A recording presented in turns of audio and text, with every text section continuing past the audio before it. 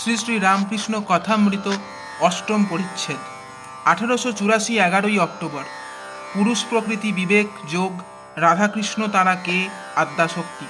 বেদান্তবাগীশ Dayananda Saraswati colonel অলকট Surendra Narayan. এইবার ঠাকুর শ্রীরামকৃষ্ণ পাদচারণ করিতেছেন, কখনো ঘরের দক্ষিণ দিকের বারান্দায়, কখনো বা ঘরের পশ্চিম দিকে গোল বারান্দাটিতে দাঁড়াইয়া গঙ্গা দর্শন করিতেছেন। কিয়ৎক্ষণ পরে আবার ছোট খাটটিতে বসিলেন। বেলা 3টা বাজিয়া গিয়াছে। ভক্তেরা আবার মেঝেতে আসিয়া বসিলেন। ঠাকুর ছোট খাটটিতে বসিয়া চুপ করিয়া আছেন। একবার ঘরের দেওয়ালের দিকে দৃষ্টিপাত করিতেছেন। দেওয়ালে অনেকগুলি পট আছে।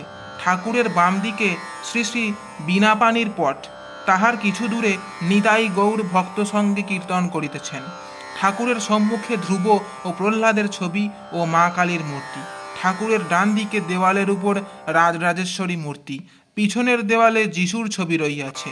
পিটার ডুবিয়া যাইতেছেন, যিশু তুলিতেছেন।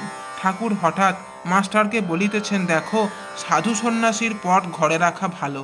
সকালবেলা উঠে অন্য মুখ না দেখে সাধু সন্ন্যাসীদের মুখ দেখা উঠা ভালো। ইংরেজি ছবি দেওয়ালে, ধনী রাজা কুইনের ছবি, কুইনের ছেলের ছবি, সাহেব মেম বেড়াচ্ছে তার ছবি রাখা, এসব রজগুণে হয়। যেরূপ সঙ্গের মধ্যে থাকবে সেরূপ স্বভাব হয়ে যায়। তাই ছবিতেও দোষ। আবার নিজের যেরূপ স্বভাব সেইরূপ সঙ্গ লোকে খোঁজে। পরমহংসেরা 2-5 জন ছেলে কাছে রেখে দেয়, কাছে আসতে দেয় 5-6 বছরের। ও অবস্থায় ছেলেদের ভিতর থাকতে ভালো লাগে। ছেলেরা শত রজতম, কোনো গুণের বশ নয়। গাছ দেখলে তপবন ঋষি তপস্যা করছে উদ্দীপন হয়। সিঁথির একটি ব্রাহ্মণ ঘরের মধ্যে প্রবেশ করিলেন ও ঠাকুরকে প্রণাম করিলেন। ইনি কাশীতে বেদান্ত পড়িয়াছিলেন। স্থূলকায়, সদা হাস্যমুখ। শ্রীরামকৃষ্ণ: কি গো, কেমন সব আছো? অনেক দিন আসো নাই। পণ্ডিত সহাস্যে: আজ্ঞা, সংসারের কাজ, আর জানেন তো সময় আর হয় না। পণ্ডিত আসন গ্রহণ করিলেন। তাহার সহিত কথা হইতেছে।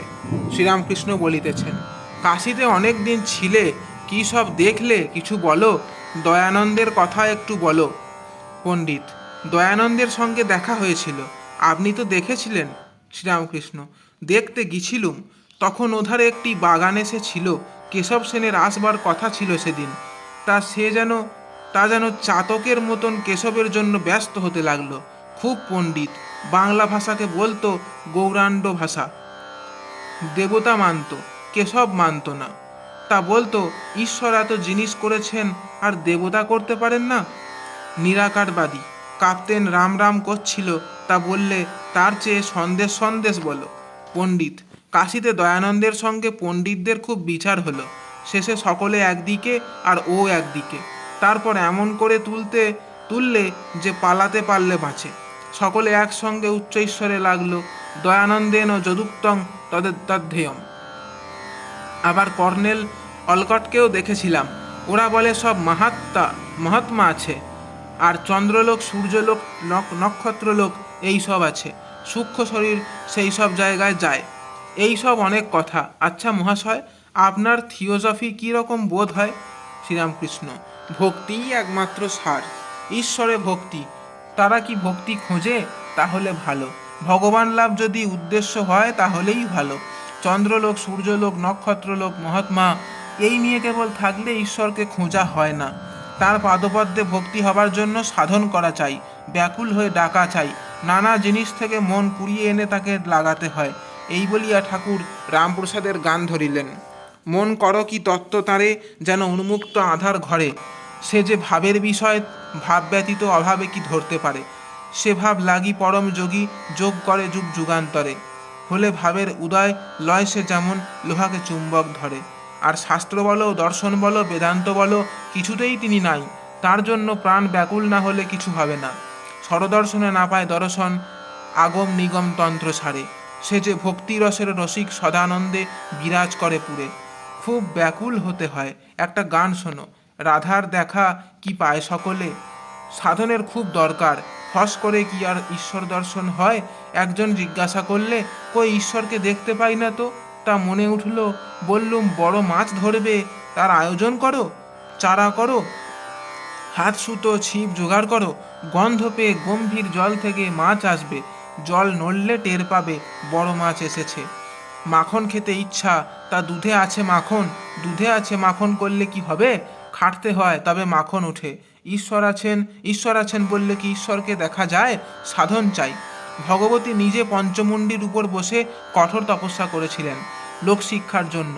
শ্রীকৃষ্ণ সাক্ষাৎ পূর্ণ ব্রহ্ম, তিনিও রাধা যন্ত্র কুড়িয়ে পেয়ে লোকশিক্ষার জন্য তপস্যা করেছিলেন। শ্রীকৃষ্ণ পুরুষ, রাধা প্রকৃতি চিৎশক্তি আদ্যাশক্তি। রাধা প্রকৃতি ত্রিগুণময়ী, এর ভিতর শতরজতম 3 গুণ।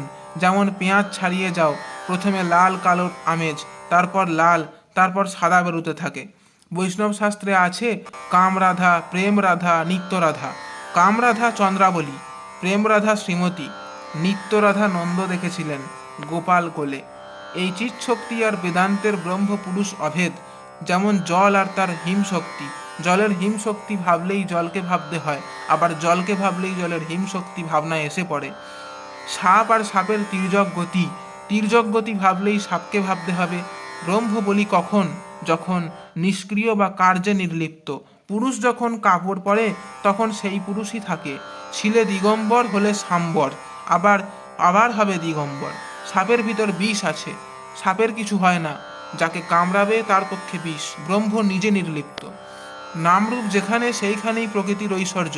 সীতা হনুমানকে বলেছিলেন, বৎসে আমি এক রূপে রাম, এক রূপে সীতা হয়ে আছি, এক রূপে ইন্দ্র, এক রূপে ইন্দ্রাণী, এক রূপে ব্রহ্মা, এক রূপে ব্রহ্মাণী, এক রূপে রুদ্র, এক রূপে রুদ্রাণী হয়ে আছি। নামরূপ যা আছে সব চিৎশক্তির ঐশ্বর্য। চিৎশক্তির ঐশ্বর্য সমস্তই, এমনকি ধ্যান ধ্যাতা পর্যন্ত। আমি ধ্যান করছি যতক্ষণ বোধ, ততক্ষণই তারই এলাকায় আছি। মাস্টারের প্রতি এইগুলি ধারণা করো, বেদ পুরাণ শুনতে হয়, তিনি যা বলেছেন করতে হয়। পণ্ডিতের প্রতি মাঝে মাঝে সাধুসঙ্গ ভালো, রোগ মানুষের লেগেই আছে। সাধুসঙ্গে অনেক উপশম হয়। আমি ও আমার এর নামই ঠিক জ্ঞান। হে ঈশ্বর, তুমিই সব করছো, আর তুমিই আমার আপনার লোক, আর তোমার এই সমস্ত ঘরবাড়ি, পরিবার, আত্মীয়, বন্ধু, সমস্ত জগৎ সব তোমার, আর আমি সব করছি, আমি কর্তা। আমার ঘরবাড়ি, পরিবার, ছেলেপুলে, বন্ধু বিষয় এসব অজ্ঞান। গুরু শিষ্যকে একথা বুঝাচ্ছিলেন, ঈশ্বর তোমার আপনার, আর কেউ আপনার নয়। শিষ্য বললে, আজ্ঞা মা, পরিবার এরা তো খুব যত্ন করেন, না দেখলে অন্ধকার দেখেন, কত ভালোবাসেন। গুরু বললেন, ও তোমার মনের ভুল, আমি তোমায় দেখিয়ে দিচ্ছি কেউ তোমার নয়। ওই ঔষধ বড়ি কয়টি তোমার কাছে রেখে দাও, তুমি বাড়িতে গিয়ে খেয়ে শুয়ে থেকো। লোকে মনে করবে যে তোমার দেহত্যাগ হয়ে গেছে, কিন্তু তোমার সব বাহ্য জ্ঞান থাকবে, তুমি দেখতে শুনতে সব পাবে। আমি সেই সময় গিয়ে পড়ব। শিষ্যটি তাই করলে। বাটিতে গিয়ে বড়ি কটি খেয়ে অচেতন হয়ে পড়ে রহিল। মা, পরিবার, বাড়ির সকলে কান্নাকাটি আরম্ভ করলে। এমন সময় গুরু কবিরাজের বেশে উপস্থিত হলেন। সমস্ত শুনে বললেন, আচ্ছা, এর ঔষধ আছে, আবার বেঁচে উঠবে, তবে একটি কথা আছে।